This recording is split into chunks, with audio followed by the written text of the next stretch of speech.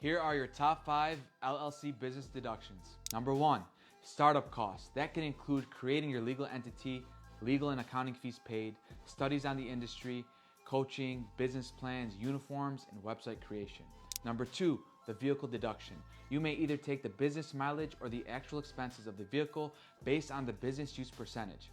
Another great option if you purchase your vehicle would be depreciating the asset over 5 years or using Section 179 deduction to take advantage of a larger deduction in year 1. The third is home office. You may qualify for the simplified method, which is a percentage of your home, or opt into the actual expense portion, which takes the square feet of your designated office space divided by the total square footage of your home and qualify to deduct expenses utilized in the maintenance of your home as a business deduction. The fourth is marketing. Every business should be a marketing company who happens to specialize in a product or service that you offer. You may deduct 100% of all expenses used for creating content, flyers, billboards, and brand development. The fifth deduction is converting your LLC into an S corporation. All licensing fees paid to elect to be treated as an S Corp are 100% deductible. The key is to invest money into your business that will help you grow.